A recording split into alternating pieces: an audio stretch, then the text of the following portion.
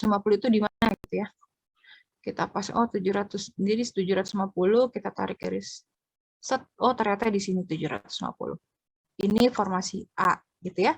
Nah, kemudian di sini formasi B ada di 1200 milisecond.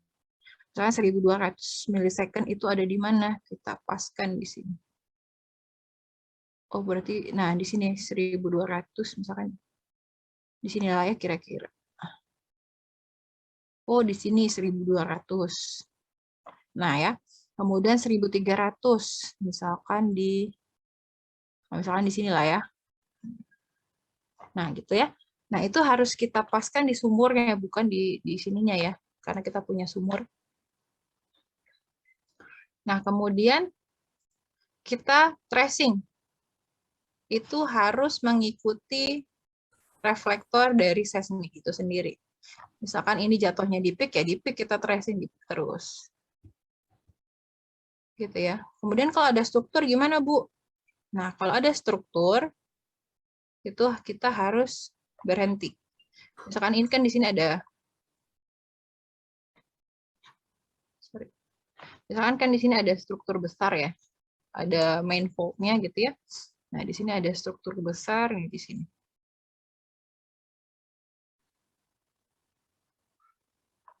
Nah, ini ya.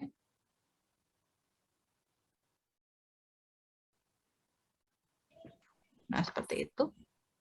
Kemudian juga di sini ada lagi. Nah, gini ya. Nah, gimana Bu kalau ada struktur gitu ya? Harus kita ikuti juga. Nah, ini ya. Gini. Nah, ini.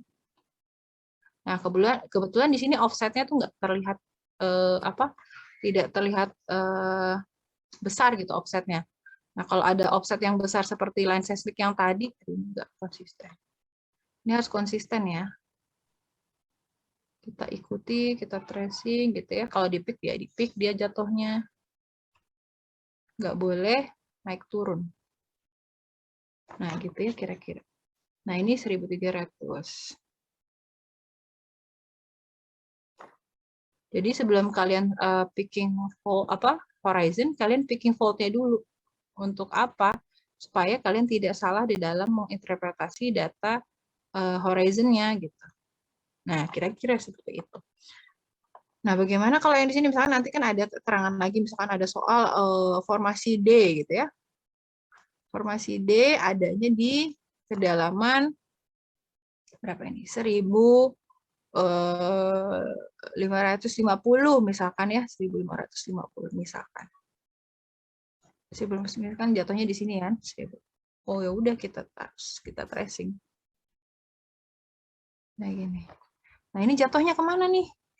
Ini kan reflektornya udah hancur ya, maksudnya nggak terlihat kemenerusannya, terlihat seolah-olah dia berhenti di sini gitu ya. Kemudian larinya kemana? Oh ternyata kita lihat nih package yang ini samanya sama yang mana gitu ya.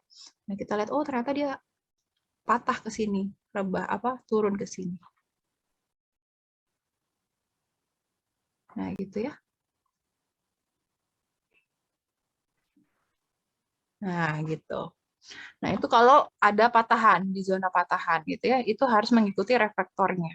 Jadi nggak bisa nih kita terabas gini, karena itu bukan satu package seismik yang sama atau bisa saja bukan satu formasi yang sama gitu ya dengan yang di sini gitu. Kalau kalian lihat ini kan package yang ini nih sama. Kalau kita terusin ke sini itu kan beda ya kemenerusan litologinya kan beda ya. Ini kan kalau misalnya kita ke sini gitu ya, kita lurusin ke sini, penampakannya sama nggak sama yang ini? Ini kan dia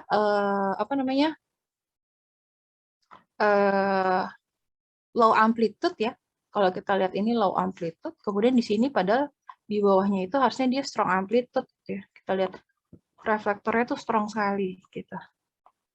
Pasti batuannya juga lebih rigid. Kalau di sini tuh itu dia kenampakannya itu dia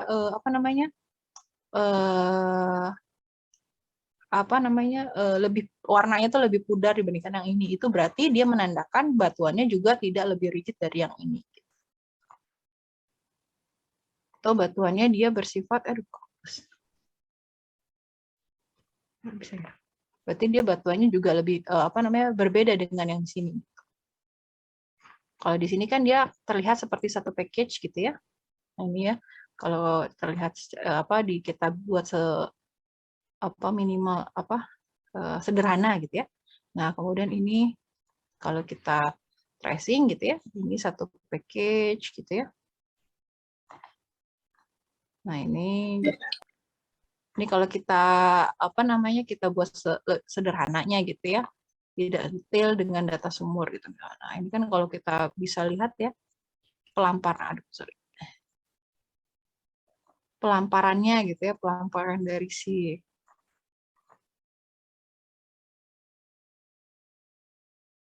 litologinya itu kan seperti ini. Nah, ini ada menebal ke sini kan. Nah, ini kan tadinya tipis gitu ya, kemudian dia menebal ke arah timur gitu ya. Nah, gitu ya, kira-kira seperti itu. Nah, ini ada suatu lipatan di sini. Benar, ternyata di sini ada struktur yang mengakibatkan dia naik atau dia menimbulkan suatu gejala antiklin di sini, sama juga. Kemudian di bawahnya dia terlihat tergeser oleh patahan yang ini ya. Dia ketarik ke bawah gitu ya. Karena apa? Karena terdorong oleh patahan yang ada di sini. Gitu. Jadi ini adalah penampakan dari penampang seismik yang sudah kita interpretasi. Nah, kira-kira seperti itu dalam menginterpretasi seismik. Nah, gimana kalau yang ini? Kalau yang ini, package yang ini, gitu ya, ini suatu daerah atau suatu litologi atau suatu formasi yang belum terkena patahan, ya. Kemudian setelah di bawahnya ini kan kayak ada dua package ya, ini satu, gitu ya. Kemudian zona yang ini ada dua, gitu ya. Kemudian di sini ada lagi, gitu ya, ada tiga. Nah, ini 4. Jadi kayak ada 4 pengendapan gitu, ada 4 formasi gitu ya. Ini misalkan ini formasi 1 gitu ya. Ini kan tuh kayak patahan-patahan Husgraben gitu ya, naik gitu. Kemudian ini ada satu zona atau ada tuh kan dia kayak naik-naik gitu. Itu karena akibat adanya patahan-patahan gitu ya. Nah, ini jadi ada 4, ini 3, ini 2, dan ini 1. Jadi gitu ya, secara garis besar, secara kita bisa membedakan ada 4 pengendapan di sini ya, ada 4 formasi, ada 4 sistem pengendapan gitu, ada 4 formasi secara kasar gitu ya. Kemudian kita lebih detailkan lagi dari data sumur gitu. Nah, begitu pula dengan data seismik gitu ya. Nah, kira-kira sampai di situ ada pertanyaan nggak?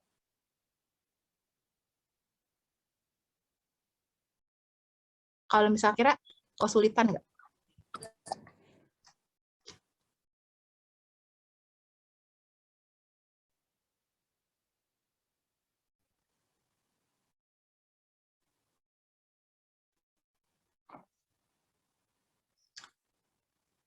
Halo?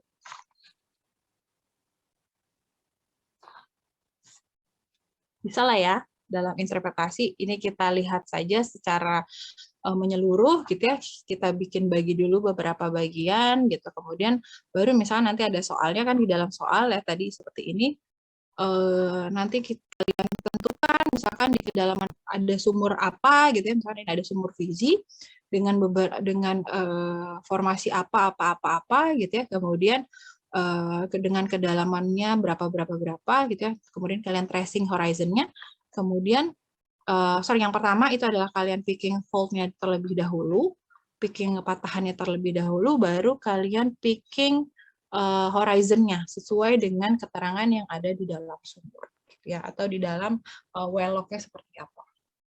Kira-kira seperti itu. Nah, nanti dari data hasil tracingan horizon itulah yang nantinya kita buat peta depth structure gitu ya, dari picking horizon. Ini kan cuma dari satu line seismik ya. Kalau kita punya satu base map gitu ya, dengan beberapa line seismik gitu, misalkan line seismik seperti ini gitu ya. kemudian ada yang di sini gitu, melintang gitu ya. Nah, dari beberapa interpretasi line seismic ini, nanti kita bisa buat kan, nanti ada beberapa interpretasi tadi yang titik-titik itu ya, itu titik-titik horizon itu tadi. Nah, ini ada keterangan kedalaman kan. Nah, ini nanti barulah kita buat contouring-nya. Nah, dari situ nanti kita contouring gitu ya. Kita kontur. Misalkan seperti ini gitu. Nah, barulah dapat kita peta depth structure. Nah, yang di dalam ada pada saat teknik eksplorasi migas kan ada yang namanya peta depth structure ya. Nah, itu dihasilkan atau dibuat dari interpretasi seismik ini. Dari peaking horizon gitu ya.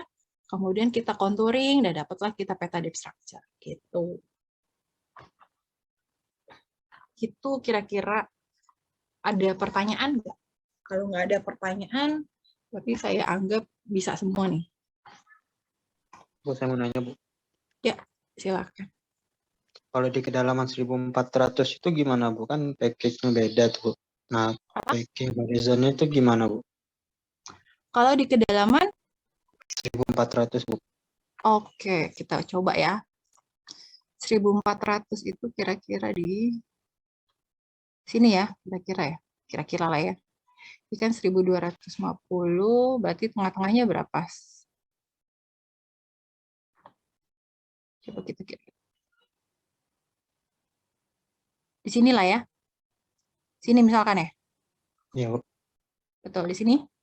Nah, oke, berarti gimana cara menerus pelamparannya? Sekarang kita coba. Kalau mau gampang, kita zoom dulu lah ya, supaya lebih jelas. Sebentar, saya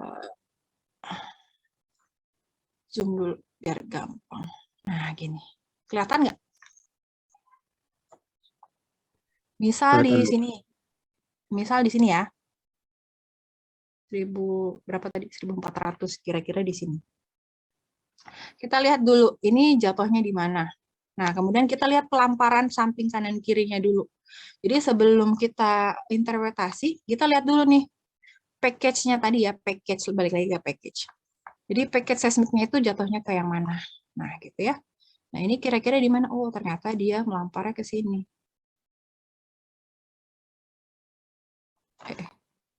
Sorry. Ini agak sulit tangannya. Nah, terus ke sininya kemana lagi nih kira-kira jatuhnya? Oh, kira-kira gini.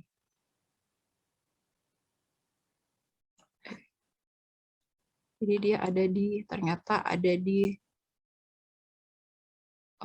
perbatasan antara peak and trough jatuhnya. Nah, ini kemana lagi?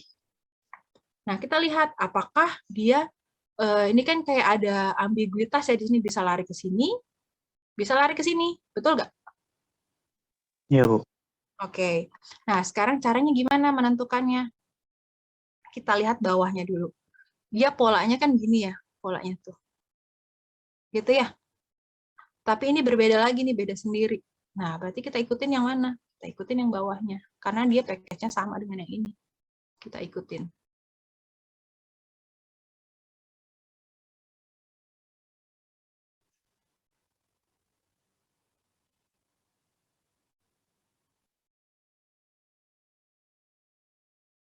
Nah, gitu. Nah, sedangkan yang ini kemana nih nantinya?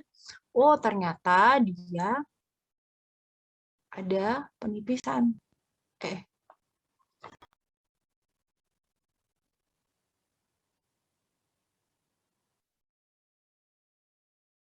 Ini bisa berhenti di sini. Gitu. Kenapa? Oh, ternyata tadi kan kita belum analisis strukturnya kan? Ya kan? Nah, ini padahal di sini ada struktur besar di sini. Nah, di sini juga ada struktur. Kalau kita buat strukturnya, ada struktur. Ini ada patahan kan? Ini kan di sini, nih di sini, kemudian dia berhenti kan? Berhenti, kemudian dia lanjut lagi di sini. Nah, ini ada discontinuity namanya. Diskontinuitas, reflektornya itu berhenti di sini, kemudian lanjut lagi di sini. Nah, ini berarti itu ada zona patahan. Nah, ini juga sama kan? Ini ada diskontinuitas di sini. Nah, di sini. Nah, ini kemana? Ini ke sini nih. Nah, ini patahan. Ini juga sama. Ini patahan dari sini besar ya.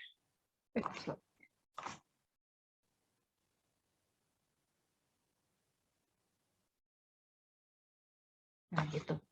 Jadi ini ada patahan. Nah, di sini ini dia berhenti. Ini ada patahan besar sebenarnya. Nah, ini dia udah berhenti ke sini. Ya, hapus.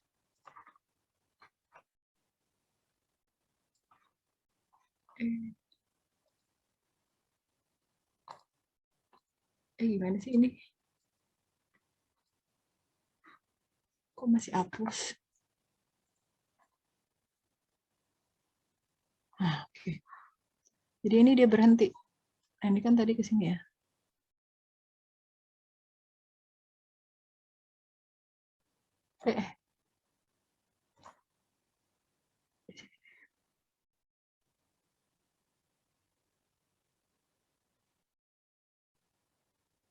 Nah, gitu ya. Ini kemana nih larinya? Dia bisa aja dia tererosi karena dia ada sesar kan. Ada sesar, dia bisa lari ke sini dia. Nah, dia ada penipisan di sini. Jadi itulah pentingnya kita bisa mengidentifikasi adanya perubahan fasies, kemudian ada perubahan stratigrafi. Nah, ini ada penipisan di sini. Nah, gitu ya. Nah, ini ada penipisan di sini, ada hilang, ada pinch out di sini.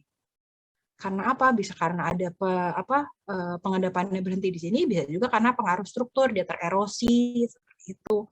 Nah, kelihatan dari sini bahwa di bawahnya itu adalah zona hancuran lagi. Nah, dia sudah hancur di sini. Nah, dia berhenti di sini gitu ya, berhenti di sesar ini.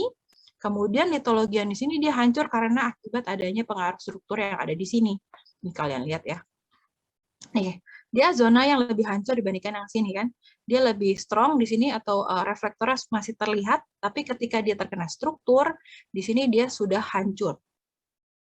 Ya, di sini sudah hancur, maka litologi yang ini yang ada di sini nih, di sini sudah hilang karena dia sudah hancur litologi. Batuannya sudah tererosi oleh si struktur yang ada di sini. Kira-kira penjelasan geologinya seperti itu. Nah, begitu kemudian ya gimana? Ada lagi pertanyaan? Silakan.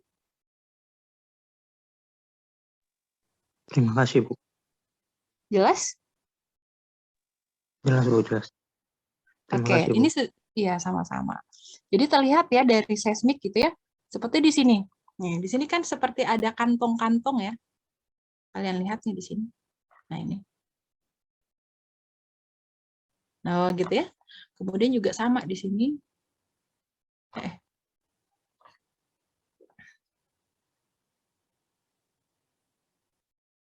Ini dia hilang di sini.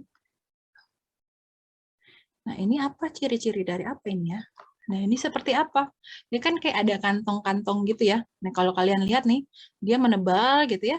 Ini menebal ke timur, kemudian dia menipis ke sini ke arah apa?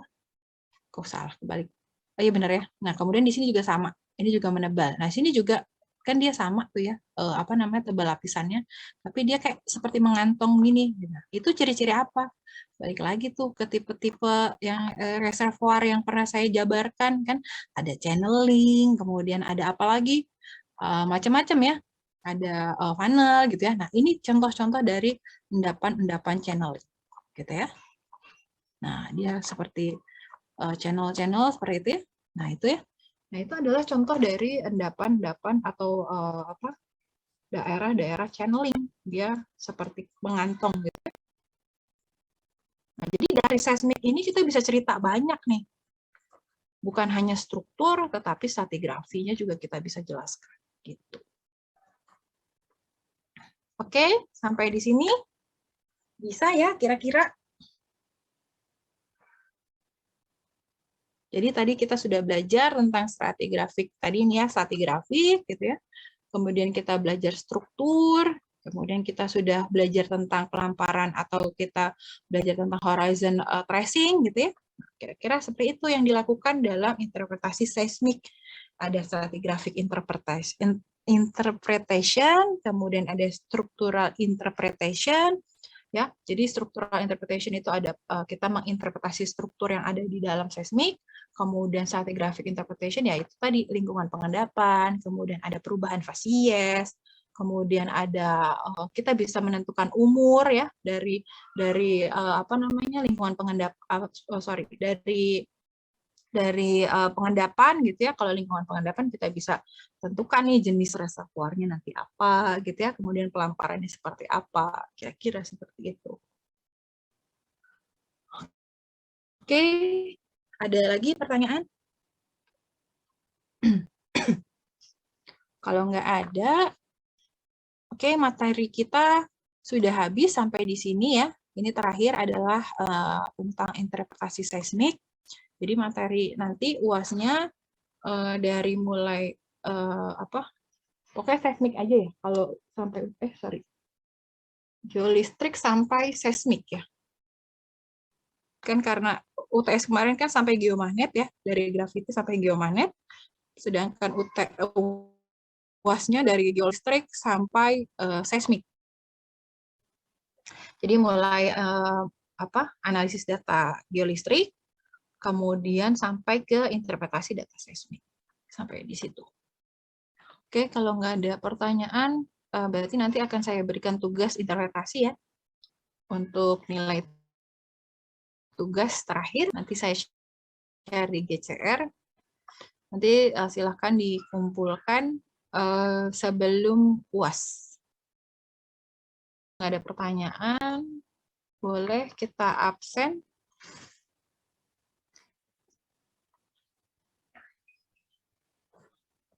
Boleh di open cam.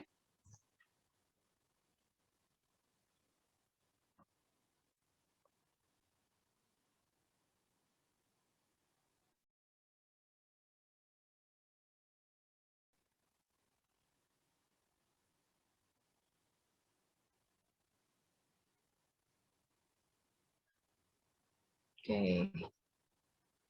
Oke, saya screenshot ya.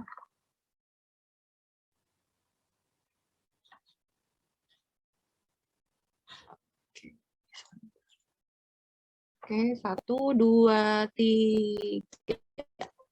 Oke, lembar kedua. 1, 2, 3. Oke, terima kasih. Ini adalah perkuliahan terakhir kita ya untuk materi kelas pengantar geofisika eksplorasi. Saya mohon maaf kalau ada kekurangan dan salah-salah kata ya. Sampai ketemu lagi. Kita nggak akan ketemu lagi ya kayaknya ya. Semoga kalian lulus semua ya. Semoga kalian lulus semua di mata kuliah ini dengan hasil yang maksimal. Selamat memasuki pekan UAS minggu depan ya. Belajar yang giat. Itu saja pesan dari saya. Terima kasih. Kuliah saya tutup. Wassalamualaikum warahmatullahi wabarakatuh. Waalaikumsalam warahmatullahi wabarakatuh. Terima kasih, Bu. Terima kasih, Bu. Iya, sama-sama. Terima kasih, Bu. Yap, sama-sama. Bu, izin live. Ya.